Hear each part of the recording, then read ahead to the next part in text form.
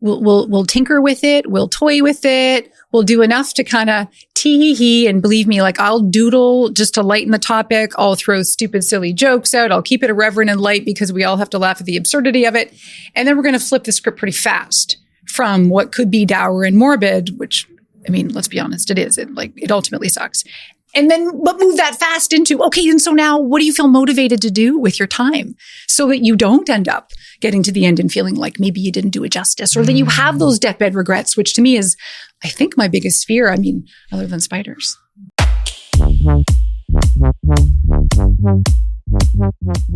Today we have Jodi Wellman on the show. Jodi is an author, executive coach, and an expert on resiliency. In this episode, we discuss her very interesting book, You Only Die Once: How to Make It to the End with No Regrets. The title of the book basically sums up what we discuss in this episode. I really hope this episode inspires you to make the most of what you have and live your life fully and meaningfully. I really adore Jodi, and I'm so glad I finally got her on the show. So I now bring you Jodi Wellman. Jodi Wellman, welcome to the Psychology Podcast. God, Barry Kaufman, I'm overly thrilled to be here with you. Yeah, I'm thrilled to have you here and finally to talk to you. And congratulations on your new book called You Only Die Once. Very clever. How to Make It to the End with No Regrets. Wow. There's research showing that people's last name correlates with their profession. So like shoemakers tend to be more likely to make shoes. People with the word well in their last name tend to be more likely to become psychologists or coaches. I don't know. Did you always feel like a calling to help with wellness? What a good question. And do you also like men? And I'm trying to figure out the well-men part. The combo. I just feel grateful that I did not fall for a guy whose last name was Sickman, because that would have been probably not good for my career. That's true. Jodi Sickman. But I like how you know that obscure research. Only you would know that. It's true. It's true. Maybe. So I am generally interested. Have you always been interested in death, maybe, or wellness? Like, what's the theme that runs through your life? Well, I would say wellness was the theme that was obvious on the outside because I felt like that was less weird to show. So I spent the first 17 years of my career in the health and wellness field, like running health clubs, and that was the whole other career. And then getting into like leadership development and coaching. So that's all about, and then positive psychology, well-being, raw. But the undercurrent was always this little topic of mortality where I was like, I'm fascinated by, and all I want to do is read about and talk about and then scream it from the mountains, this idea about we're totally going to die and maybe we should get on with living. But that was like not as easy to talk about until I hope I found a way to do it and not turn everybody off. So it was always like the duality between well-being, let's live like we mean it, and then also, because it's going to end. What do you do with people who can't wait to die? I thought, let's just dive right into the deep end. I love it. We don't have time to dilly-dally. Because I feel like, there are so many people who have your attitude, but what about those who are like, I've had enough of this shit. I love it. Like an overly positive acceptance towards death. Yeah. Well, they don't come out of the woodwork too much in my world. Like, for example, on Instagram, where everybody's just so lovely and happy. Every now and then you get that attitude. Like I put a question out once, like, what age do you want to die? I realized I was totally fishing for the crazies. And most people were honest, like, oh, I think 80 would be a good life. Or the most common answer was like, up until I can no longer look after myself. Only at the end did stuff emerge where there were people that are like, yesterday. Yeah. Couldn't I be gone? And so fortunately, I'm not like in any kind of therapeutic space around that. And so it's just, to me, it's sad, interesting. Like, could even they benefit from reading your book? Oh, what a good question. My hope would be yes. Cool. Because the point of it isn't so much about death. It's death, and then live in all caps. Right. And then keep living. It's helping people live more fully. Right? Yeah. Now, you have a master's of applied positive psychology from Penn. That's where I first met you. Yeah. And you were an assistant instructor, or you still are? You are right now an assistant instructor in the master's program, and you're a trainer in the world-renowned resilience program. Amazing. Yeah. So you have a lot of expertise in resilience and wellness, thriving, coaching. You're a certified coach with 25 years of corporate leadership experience. So like when you coach people, is this idea of carpe diem or memento mori an important central concept in your coaching? Good cue. Well, the answer is yes, with an asterisk, right? So that would be my agenda. And if I was, I guess as you teach in like your coaching programs, like if I'm coming at it with, let me tell you, here's the curriculum, it would be probably like the worst, shittiest coach in the world.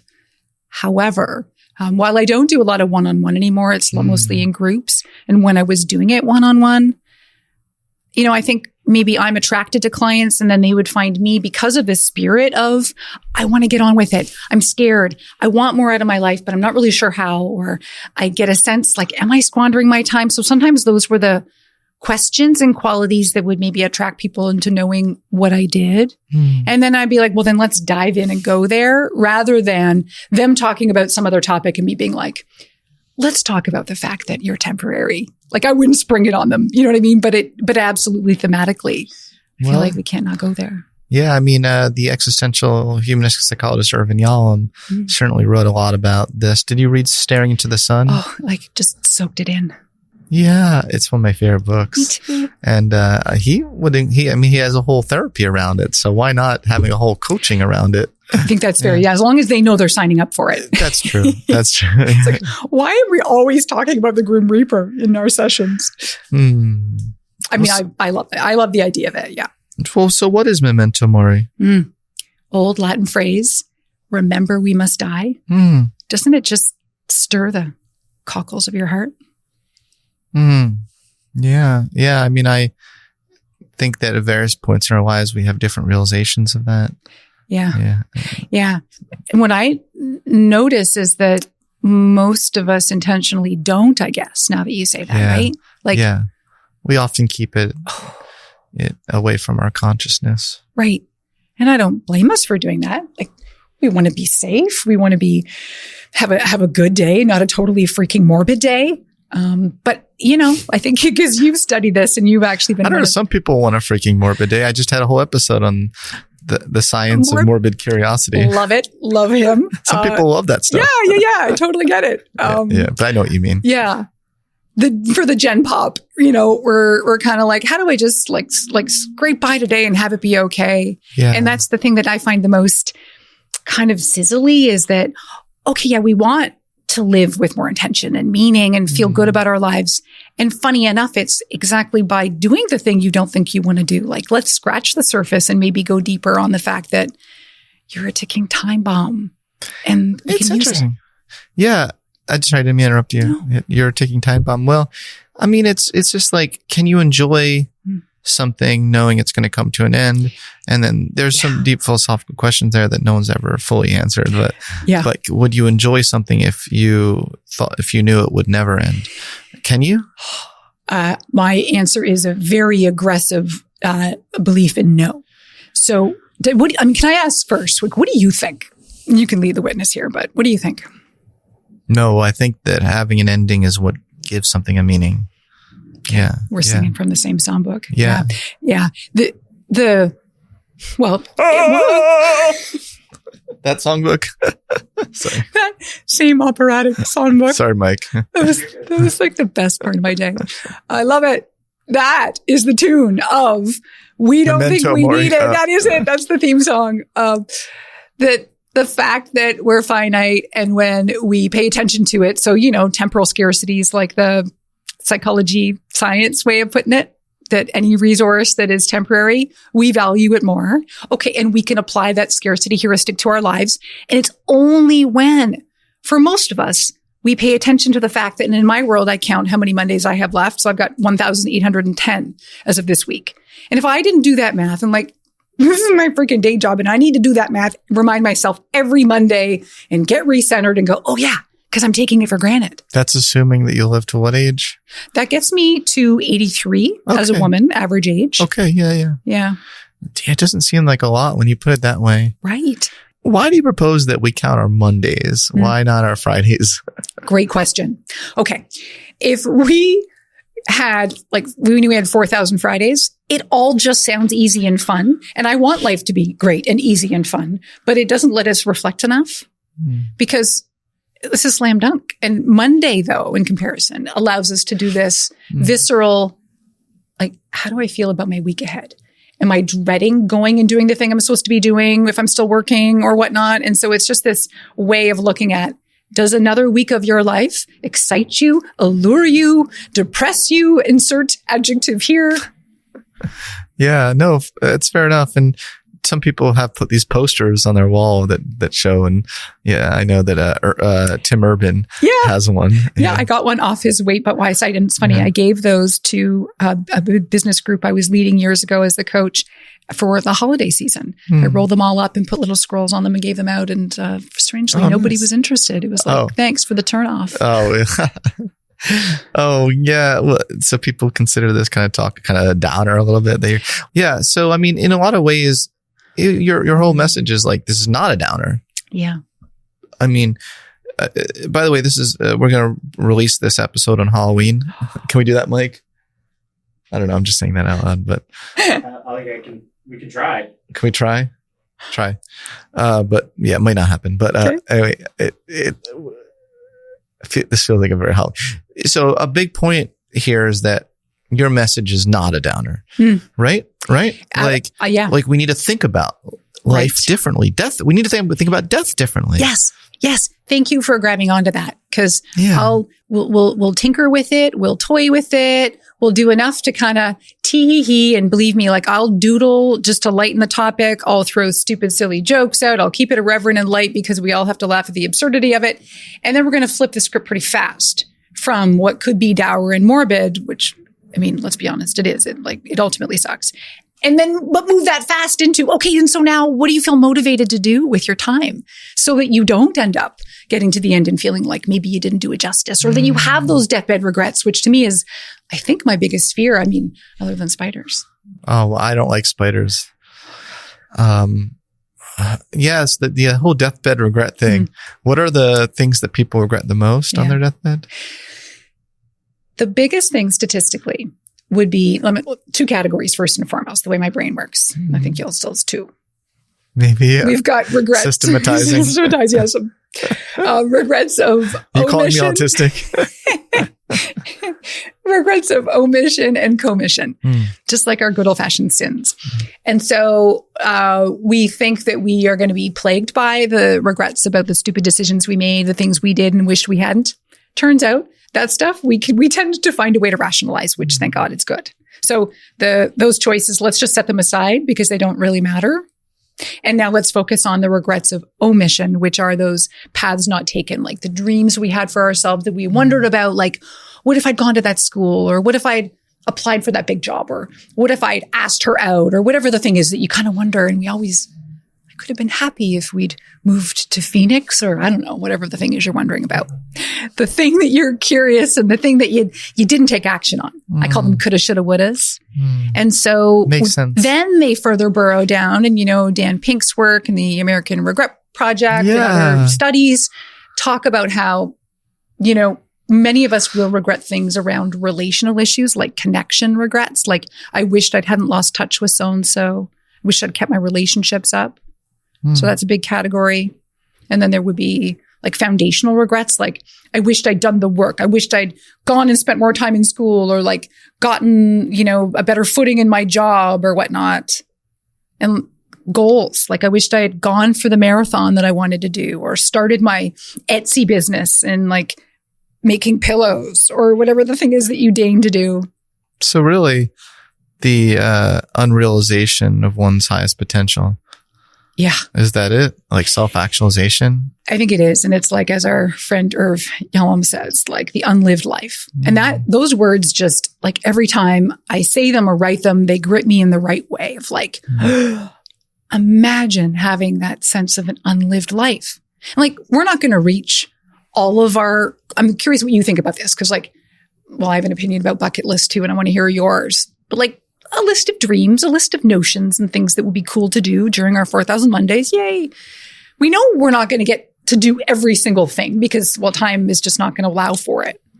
But the things that matter, like back to the deathbed regret, exercise, if you can accurately pinpoint and go, holy crap, like if tonight was the night and I was just like, I was minutes away from perishing, what would I be actually kicking myself that I didn't take action on? What would that be?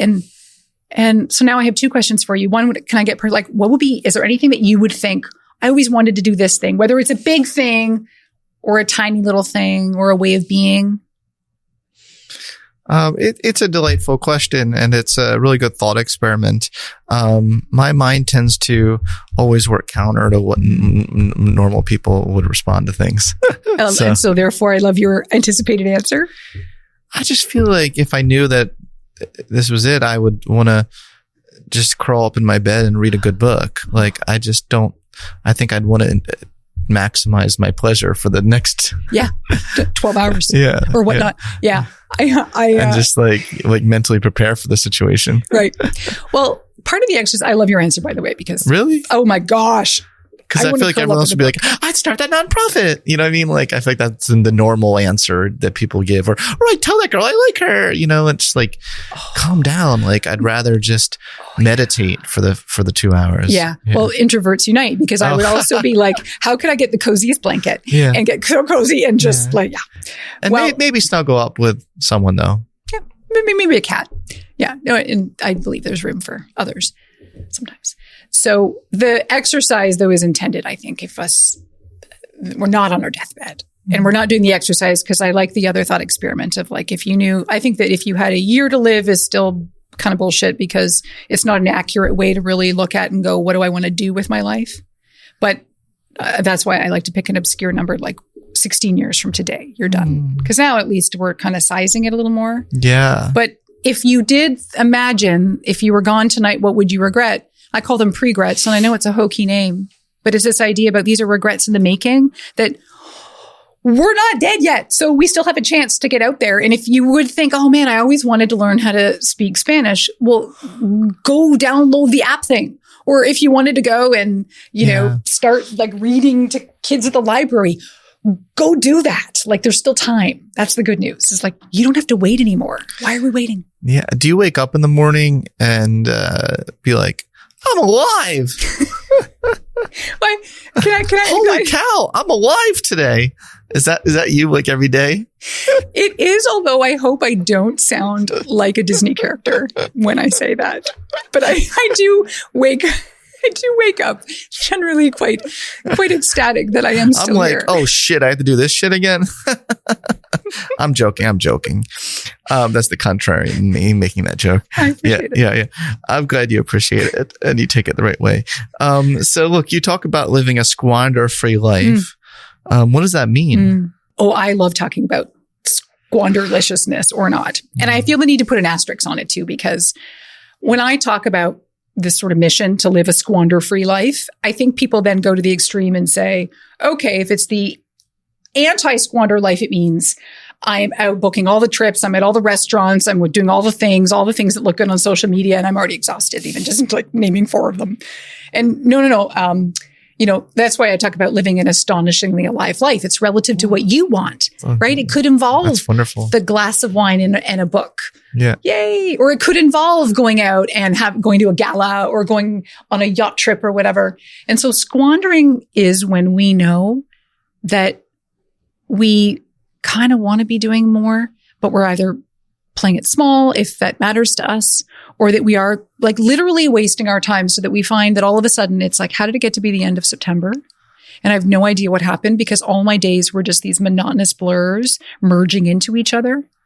So it's the idea of squandering without being intentional and concrete and saying, hey, what would be cool? How would I feel alive this weekend? Oh, that's one thing I could do. I could browse through that bookstore, or I could go and have brunch with a friend, or whatever the thing is you choose to do. So it's plugging into life rather than letting it kind of carry us down that stream. Because, we could just answer our emails and live a life of doing that. But we haven't really lived. Does that make sense? It does. I like your way of being. And what was your master's thesis about this topic, right? Called Memento Mori. Yeah. And how was it received by your colleagues at MAP? Yeah. It was received well. In fact, it was through some of the faculty there that I believe that the encouragement was to go for it. Like, I was a little bit fearful as a pleaser, like, I don't want to buck the system of positive psychology. But as we know, positive psychology embraces all of it, the light, the dark, the everything, right? It's about being resilient and making the most of a life that is temporary. And so fortunately, the idea is like, go explore the idea of death. There's a really warm, friendly place for it in positive psychology and humanistic psychology and existential psychology. I mean, we all play together nicely, right? We do. Well, who's we? We in the world of psychology. Sometimes. Yeah, no, but for sure. Wonderful. I mean, it was such a unique thesis. Related a little bit to David Yaden's master's thesis. Tell me that he did at Penn, which was on the good death. I didn't even know about it. Yeah. Go rewrite the whole thing. We should have him. No, stop it. You're funny. Yours is very unique and different, but it just relates. And maybe we can get you a copy of David's thesis. But no, it's a very, like, you are very sui generis. You know, you're very unique. You know, and you know, like, what was the word you used? I don't know if I said it right. I don't know. One of a kind. You're one of a kind. Thank you. Latin for one of a kind. Wow. There is a lot of research on languishing. And even your phrases and your phrasing, I mean, you have a unique spin. You're Jodi Wellman. Like, when I think of Jodi Wellman, I think of something very unique within the space of psychology. So you talk about how to undead our lives, but isn't that really just how do we get out of the languishing state into a state of flourishing? Yes, and Mr. Improv, I think, the answer is yes. And the mechanism is one that I sometimes lament, but obviously have embraced. So it's yes. And we need the nudge. We need the Grim Reaper to, like, take his scythe and just, like, kind of, like, gently, like, tap you. Like, the way to get out of languishing, whatever we determine, the way to get out of squanderland, or whatever it is that we're doing, is that I have found, and I'll confirmation bias the crap out of finding the research that I need in order to bolster the fact that, yes, we need the negative in order to, sometimes we need that motivational nudge. But like, most of us are not that motivated or have that much self-initiative to, like, go make our lives full of flourishment. And so we have to actually go, I've only got this many hours left in your way of wording it. Or I've only got how many Mondays? 1,810 Mondays left. Yeah. And so that is the unfortunate, but I think necessary nudge in order to get out of language land. Amazing. Ryan Holiday talks about this too. Yeah, he wears his Memento Mori medallion all the time on his Instagram posts. You know what I'm talking about? I do. Yeah. So there are others talking about this as well, which must feel good to kind of not feel like the sole traveler along this message. Stoics talked a lot about this. Absolutely. Yeah. I've been inspired by not just Ryan Holiday, but the yes, Stoics. Exactly. Ryan Holiday invented Stoicism. He thinks he did. I mean, I'm joking, Ryan. We'll give joking. him throw him a Stoic coin bone. He's great. I love it. I love what he does. Yes. Yeah. And there have been so many really great thinkers, whether they're philosophers or psychologists from the days of old, a lot of your kind of old, like, role models in the day. Yeah. Poets. I mean, literature, like, there's so many things in the humanities we've been fascinated by the fact that we're going to die for as long as we've been alive. And, like, it's high time to continue to use that to our advantage rather than have it be something that we want to avoid. Because most people, would rather head for the hills. Yeah, but it's like the hills are coming, like you can, there's nowhere to run. Those hills will kill you. The Grim Reaper is coming. This is dark. I love it. This is so dark. Much. It doesn't matter where you go. Right. But some people are trying, like the Jeff Bezos, a big article came out that he's trying to live forever. Yeah. He's trying to put all his billions of dollars into living forever. Yeah. I have a... You saw that? Yeah. And same thing with Brian Johnson, like, Brian Johnson's, like cajillions. Yeah, and he's drinking vampire blood over there. Yes. Yeah. I mean, whatever gets you through the night, pal. And back to your original question about, like, do you want to live forever? Like, it does sound a bit to me like torture. It does sound like torture because it's this idea that would we ever really make anything happen?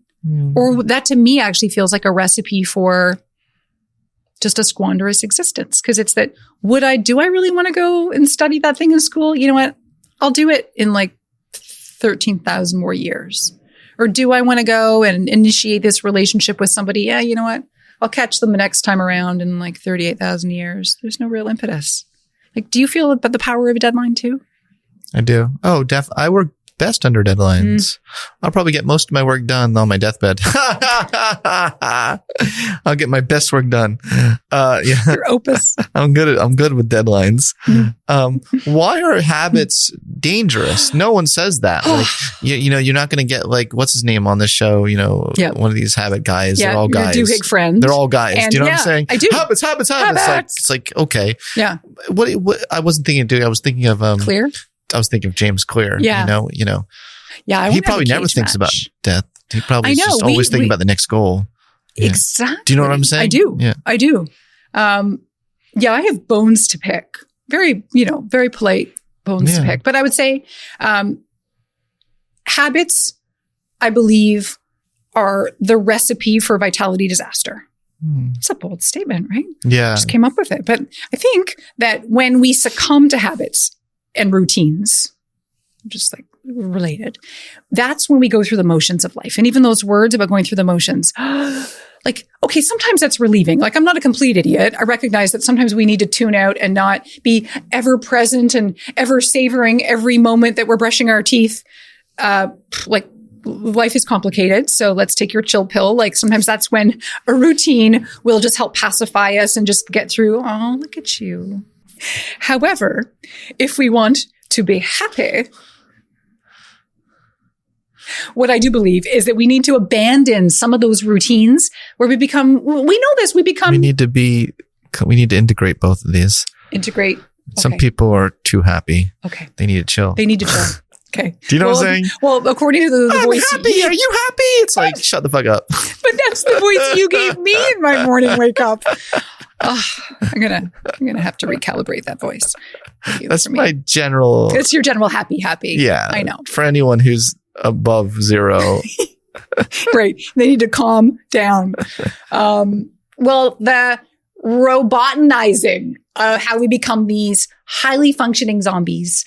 Yes, we want to function, but most of us could agree that at the end of a week or a month, or maybe even it's a whole freaking year, where we're like, I think I just, again, got swept up in the current of life. Like, do I feel like I want to be careful in saying, do I have anything to show for it? Because that also sounds like it's extrinsic. Like, I have to show you on Instagram all the things I did this weekend. Absolutely. No, but it's about breaking up your routine sometimes in the way that works for you to feel more alive. Like, then all this is in service of finding more aliveness. So what it might mean is if you know vitality, if you have the same route you take to work, or the same exact workout, or the same exact date night, or whatever it is, because we just go, we click into these patterns just to be convenient. It's the way we're wired, most of us.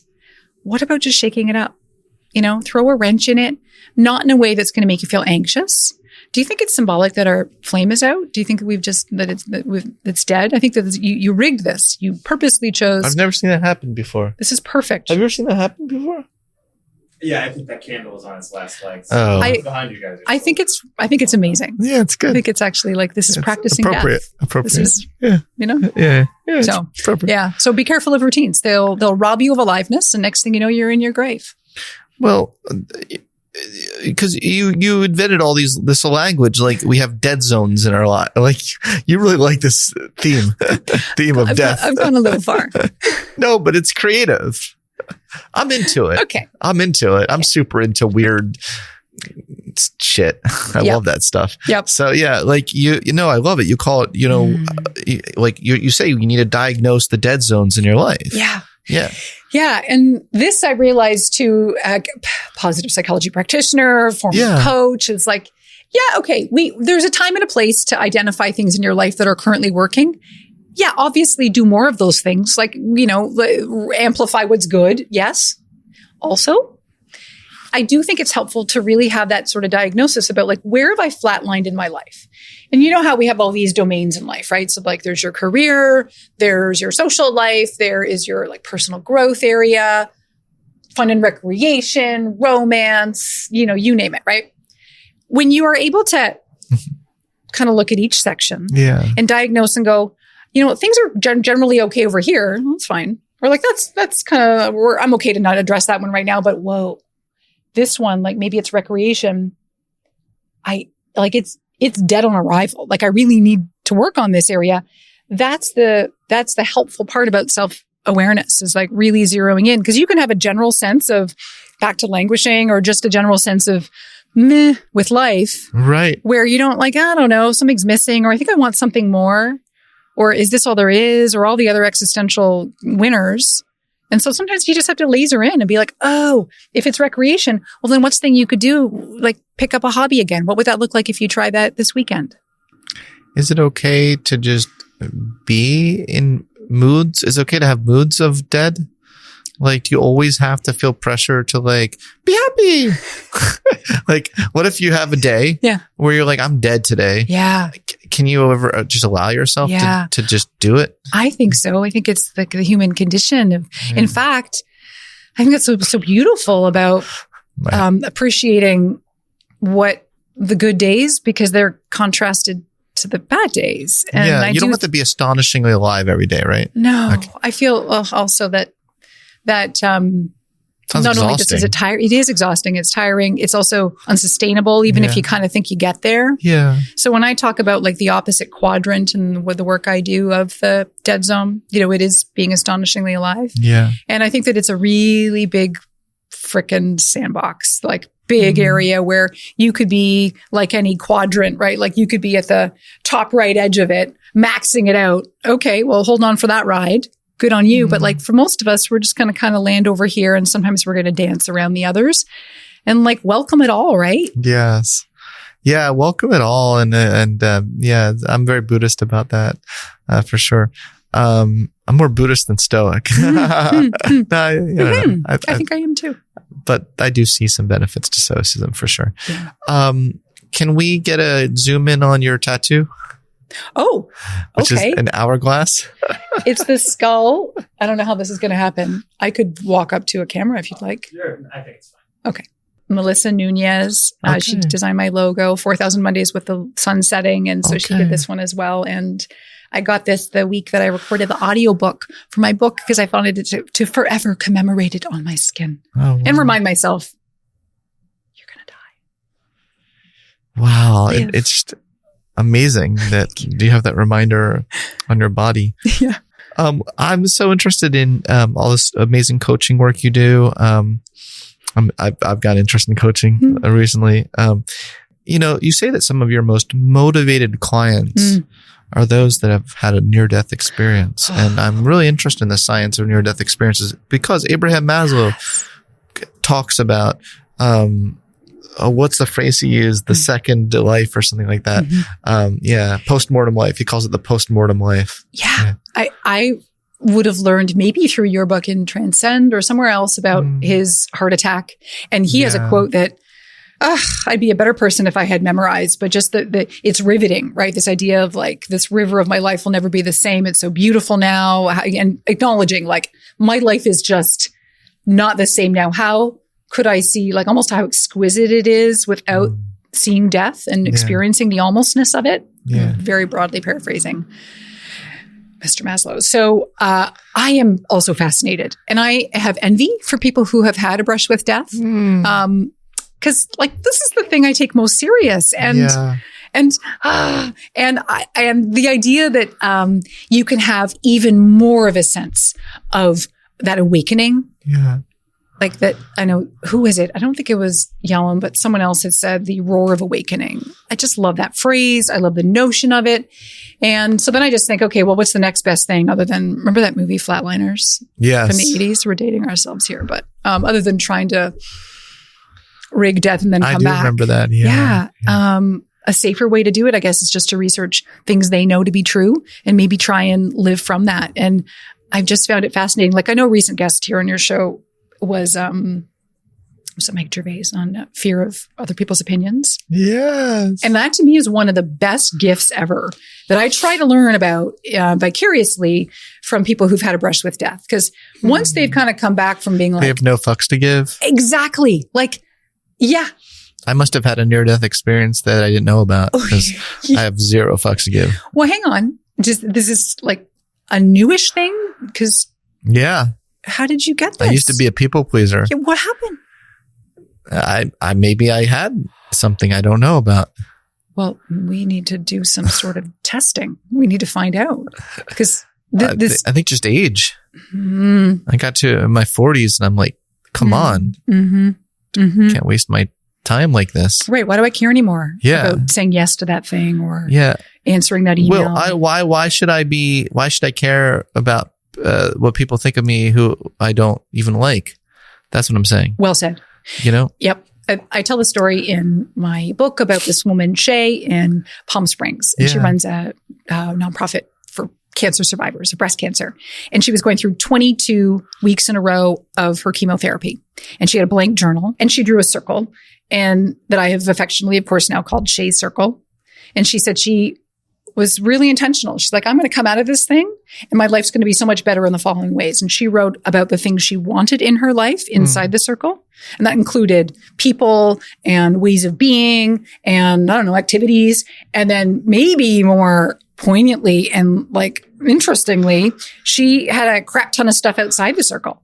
Like people that were kind of toxic, like, I don't think I need to make time for you, even though I may be related to you or whatnot. Or for her, it was being a pleaser, which is why I remembered this. She's like, I don't need to say yes to your committee. I don't need to be obliged to do that thing. I've seen the brink of death. And she doesn't talk like this, but I now know I don't have to do this because I'm going to live this special precious life. She called it getting a second chance. Oh, wow. Holy cow, right? Like the postmortem life. Let's all pretend that we have been given the postmortem life and a fresh second chance today to be like, if I just got out of the hospital, and this is the exercise I do with myself regularly, if I was in a coma and I came out of the hospital and I came home, what's the stuff that I would really prioritize? And what's the stuff that I would just be like, oh, that just doesn't matter anymore? Including maybe other people's opinions or including tasks or including the toiling things we're wasting our time on. I'd want to go pursue some dreams, you know? Yeah. Oh, yeah. Yeah. I mean, this is an inspiring conversation. It's not a downer. This is what Grim Reaper can do for us. It's not a downer. Yeah. Yeah. I mean, no, it's what Jodi Wellman. Are you the Grim Reaper? I hope not. PR rep. I don't know how I feel about that. I hope I have many years to go. Can you just confirm that that is true? We'll see. Oh, no. Oh, my God. I'm too neurotic for that. Just say yes. We're arranging extra Mondays for you as a result of this conversation. I get extra credit? Oh, you've scored at least 2 Mondays. Which is many Mondays from now, right? Oh, yeah. Oh, yeah. Okay. Like, oh, yeah. I'm like literally believing that you're part of the Grim Reaper. Like, I wouldn't like put it past you. What's a really realistic way for people with busy lives to incorporate these ideas into their lives? I mean, what can they do? I mean, people are going crazy these days with work. Yeah. Yeah. I'm glad you asked it because I love the idea. Okay. So I'll go like in 2 directions. One is just going to be always my real kind of rah for just like start counting your Mondays. Like let that be the baseline of your memento mori practice. You don't have to get tattoos. You don't have to just count your Mondays and keep the countdown timer. Poof. Okay. Good. That's done. Okay. Now this idea about living an astonishingly alive life without it breaking the bank or like the time that you are already time starved, you don't have enough time and or maybe even quite frankly, the inclination. I love so much that the life worth living for most of us is this deliberate sprinkling in, and then the accumulation of stuff that is just usually sweet and simple. And it's often like free, which, I mean, that works. Free is affordable. So I love this exercise that I'll do with groups or people where it's like, write out 30 things that make you happy, that bring you joy. However you want to define it. We could split hairs over joy, fulfillment, meaning, whatever, but just what lights you up, what makes you feel alive in even the teeniest, tiniest way. And they need to be attainable things. You can't just say like, well, when I'm on a cruise in the Mediterranean, like that's a little bit extreme. Don't not do that. But for most people, the things that they will write down are things that are so extraordinarily accessible in our days that we just don't make time for, right? So a woman I met this morning, she was like, I'm going to get my daughter from her school today. I'm going to take her to the playground. And she goes, I don't know why, but I always had this idea, like I wanted to be the kind of mom that brought a book to the playground. And I'm doing that today for the first time ever. Because she just goes and sits and she's like, I guess I'm a good mom. I sometimes watch my kid, which I guess is important. But she's like, I just scroll or whatever. I'm just sort of sitting aimlessly. She's bringing a book, and that for her is just going to be this, again, free. Again, she's already at the park with her kid. Why not immerse herself? And in her instance, it's just going to be this fiction book where she's going to read part of a chapter. And that's just going to make that 20-minute increment of her life that much better than if she had just maybe zoned out. And maybe zoning out for some of us, back to squandering, is like, that's the thing you might need in that moment. But what about those special things where it's like taking the dog for a walk or being conscious and like sitting outside and having your coffee, or, and like, can I be nosy? Like, what are some little tiny little sweet things that you just, you can't explain it. You don't have to explain it, but it just brings you little bits of joy. No, they are pretty small things. It doesn't take much to bring me joy. In fact, the big things overwhelm me. But no, like definitely drinking good coffee, like definitely. Like on a rainy, thunderous day. Thunderous, is that a word? Thunderful. Do you know what I'm saying? Thunderlicious day? Yeah, a day where there's a lot of thunder and rain. Like I love just snuggling up in my bed and reading a good psychological novel. Like little things like that, I feel like make my life worth living. Was I supposed to say something grandiose? That is the exact perfect answer. And it's also still a little contingent. The weather needs to be thundery, but maybe it's seizing it when that comes, right? It's like knowing the things that make you feel alive. And that's another thing, you know, I'll ask groups like, what makes you feel most alive? And that can be an intimidating question. So sometimes it's just, what are some of the top few things? I don't know if those things I mentioned to make me feel most alive. I feel like that was a different question. It is a different question. You're right. Yeah, this is now like part two. But now can I ask, like, what is something that no matter what? The most alive thing is a little bit different. So when I give a keynote talk, I feel very alive. I have like maybe 3,000 people in a room like listening to me. And I'm able to express my passion for my life's purpose and get instant feedback. There's something so alive feeling about that. I make up words, you know, I do like verbal jujitsu, because my brain's not functioning properly. But does that make sense? The kind of aliveness? Oh, totally. Or teaching class. Yeah. Well, you're mentoring students. I go on and on and on. So like, these are your like alive spots. I'm already making an assumption that your life is already fortunately, sprinkled with a lot of those moments where you get to feel alive. But maybe there's an aha, like for me, it's also speaking. And so it's like, well, how do we rig our lives, quite frankly? Like we're all into hacks or whatever, like, okay, this is a freaking game. Like, how do we just make it so it's just that much better and alive while we're here? So for me, it's like, okay, more talking on the stage. And for you, maybe I'm going to put words in your mouth, but just by way of example, it could be like, I need to make sure I'm consciously mentoring 3 students or people in this period of time rather than just one, because I love it so much. Like, why am I not doing more of it? It's tuning into that stuff to say, what makes you alive and how often are you doing it? Because you know what's sad? And this is the part that I think is just partly the way we get swept up in the current of life, is that many people, when I ask this question, they'll identify something that they just haven't done in a while. It's often creative pursuits. I know you're super creative. Like people will talk about, it's like when I'm painting or You'll appreciate this one even more. I did a workshop last year where a guy was like, there's the whole team. And he's like, the number one thing, of course, he was willing to answer. He goes, doing improv. And the group was like, oh, wow, really, Ben? Where did you know? And I'm like, when? Wow, great. When was the last time you did it? And just let this answer do the thing it did for me too. He said, oh, it's been like 10 years. And I feel overwhelmed with this idea, like, we have life stuffed inside us. It's true. And the fact that it's been a decade since this guy's done a thing that makes him feel most alive. Yeah, that's a good point. What a travesty. And that to me is an example of not wanting to get to the end with all these coulda, shoulda, wouldas, which is how my mom died that I saw. And this notion of we still have time to do the improv or to go and glass blow. Well, in that case, can you just tell your friend, the Grim Reaper, to just chill? Can you give this to the Grim Reaper for me? No, wait. Because if he chilled, it would make the problem worse. And you know this. You know this more than most of us because of all your research in the areas you're so, multidisciplined. Like if Grim Reaper was like, I'm taking a break. Yeah. I'm on a sabbatical. We would not do the thing that I would. Right. We would not live it up. You know what we would do? What? We would continue to take it for granted. Wow. We would squander. That therein lies, I think, the problem, right? Is that we live a life that, like, was Nietzsche, like, man is the only animal who has to be encouraged to live. And we have dreams and hopes. And I think many of us are just, quite frankly, scared to press the go button. Yes. And I think, what do I think? I hate the idea that, like, you're squandering your life if you're not always fully alive. I think that the purpose of life is to experience it.